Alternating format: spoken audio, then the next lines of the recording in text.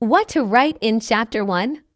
Chapter 1 should include the following: Introduction, the background of the study, theoretical or conceptual framework, statement of the problem, hypothesis, scope and limitation or delimitation of the study, and the definition of terms. The main difference between the introduction and the background of the study is that the background gives a more general overview of the research topic and its context, while the introduction usually focuses on introducing the specific research question or hypothesis and outlining the structure. The study's background gives a more general and thorough overview of the topic and places it in the bigger picture of the field of study. This could mean looking at the relevant literature, talking about how the topic has changed over time or in theory, or finding key gaps or disagreements. Introduces the research problem or research hypothesis. Explain the study's specific goals and scope. How the topic has changed over time here in theory. Finding key gaps. In contrast, the beginning of the introduction section usually starts with the research question or hypothesis that the study is trying to answer. It may give a brief summary of the background, but its main purpose is to explain the study's specific goals and scope, as well as how it will be done and what it might add to the field.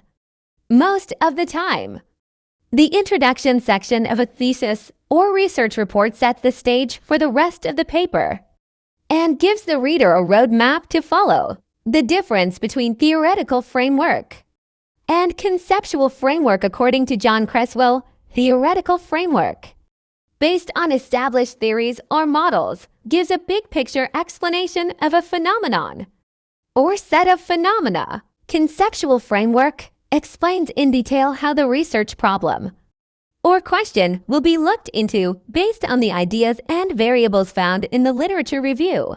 Tries to show how two or more variables are related, often by using mathematical or statistical models. Tries to show how ideas or variables relate to each other visually, often with the help of diagrams or flowcharts. Note, it's important to note that some researchers may use the terms theoretical framework and conceptual framework interchangeably or may define them differently, depending on their approach or field of study.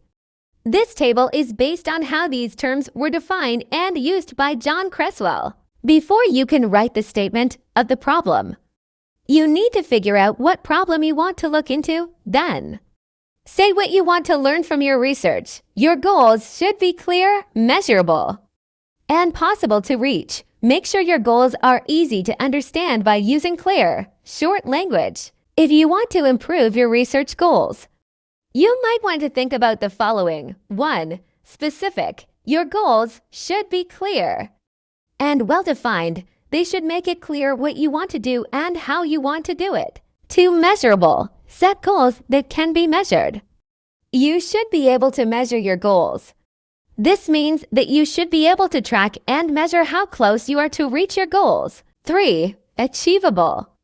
You should be able to reach your goals in the time you have and with the resources you have. Make sure you have the tools you need to reach your goals, such as money, information, or equipment. 4. Relevant. Make sure your goals are related to the problem you are trying to solve with your research. They should help you answer the question of your research and help you reach the goals of your study as a whole. 5. Time-bound. Your goals should have a time limit. This means you should set a date by which you want to reach them. This will help you keep your mind on your research project and keep you going. By using these tips, you can write research goals that are clear, to the point, and doable.